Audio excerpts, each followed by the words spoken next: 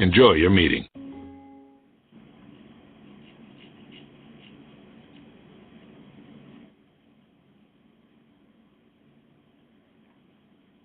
Just a reminder, today's meeting is being recorded. Well, of course it's being recorded. We want everyone to be able to see the video interview. That's kind of silly. Hello, Amos. How are you today? Hi, I'm doing well, David. How are you? I'm doing great. Thanks for agreeing to do this. For those of you who are watching this video interview, we're here with Amos Tanuma.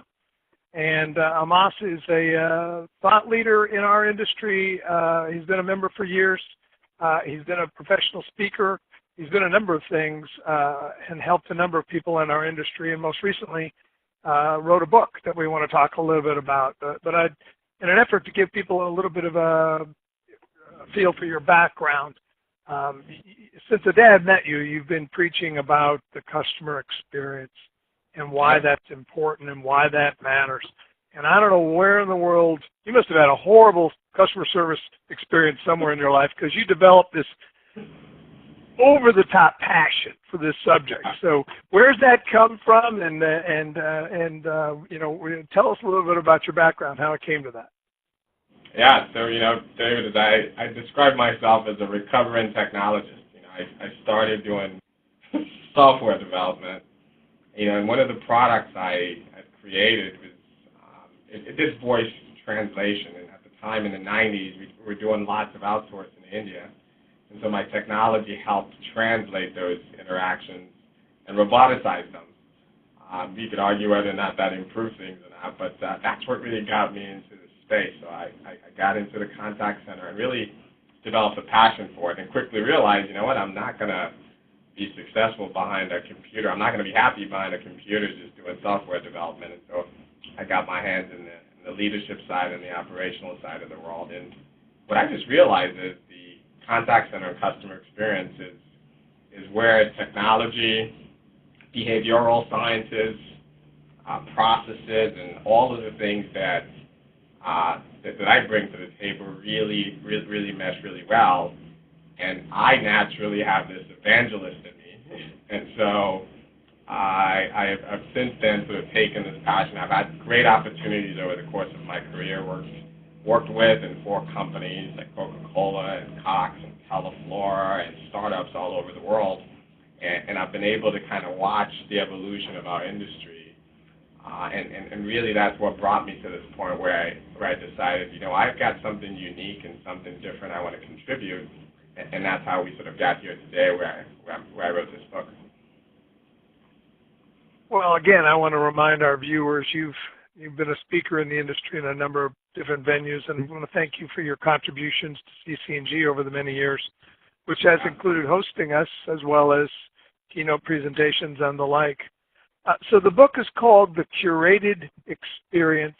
It's been out there. It's new this year. Is that right? Yeah.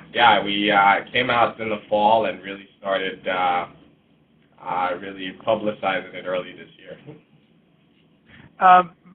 You talk about business structures. You talk about empowering employees and its importance to all of this customer experience stuff, and data-driven technology. I think those are the three key elements in the book.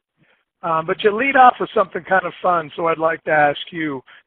People always say, and we hear it a lot in CC&G venues, that the customer's always right, and you disagree. So why don't you tell us why you disagree and lead us into what the elements of the book are? Yeah, I'll tell you. I think part of my motivation for writing the book is I think we do a poor job of articulating why what we do is so important. And I really wanted to contribute my voice in helping us tell that story. So this element of the customer is always right, and it's been this mantra we followed for years. It's not really based on anything concrete. The reality of it is businesses exist for a reason. And so what I start the book is, and it's really explaining, why does your organization exist? Like, what's the fundamental purpose of it is? And in my research in writing the book, I got different answers. For some, it was shareholder value. And so if that's true, how can the customer be always right if you're worried about shareholder value? For some, it was employee. For some, it was the customer. And I simply argue hey, my view and what I think businesses exist to do is to improve the lives of whoever they define as customers. And that could include employees, that could include shareholders, is to everyone in a positive direction. And that involves some compromises and some trade-offs.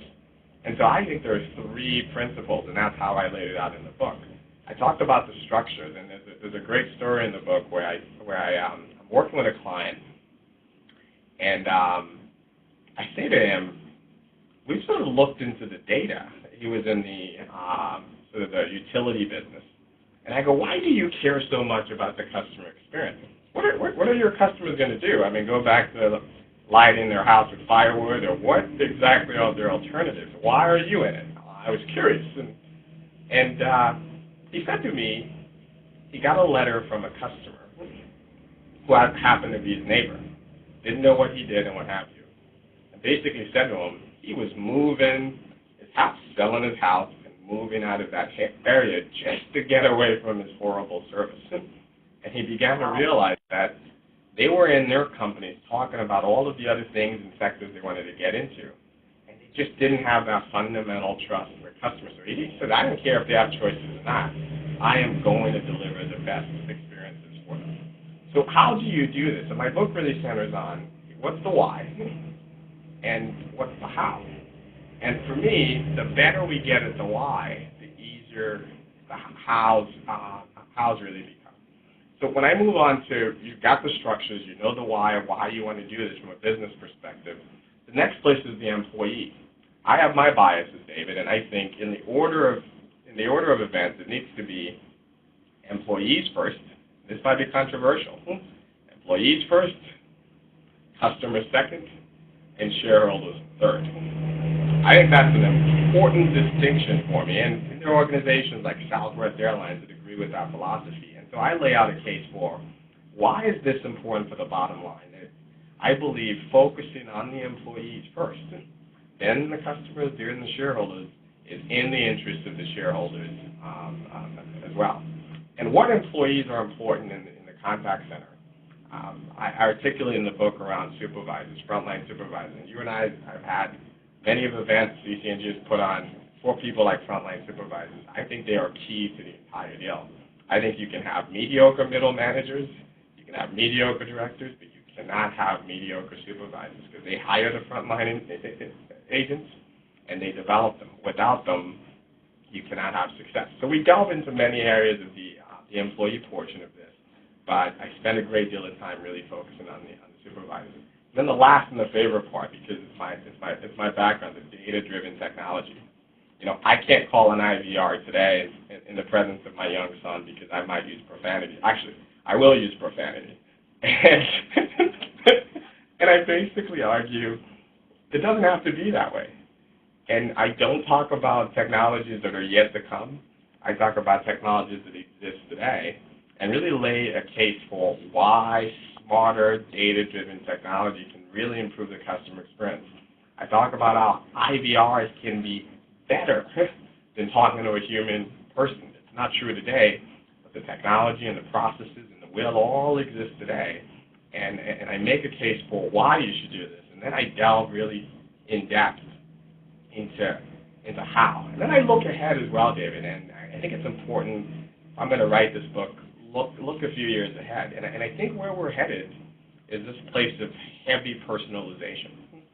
And what that means is I came from a time when the people I did business with were not anonymous people on 1-800 numbers. They were my neighbors or people I went to church with, and there were all of those things. And we sort of went away from that era. That era is coming back, but it's coming back through data-driven technology. And what that looks like is I force organizations to begin to think about, when David calls my organization, how can I take all this vast data David is voluntarily or involuntarily shared on the internet with everyone that's publicly available? How can I utilize those things I know about you to serve you better?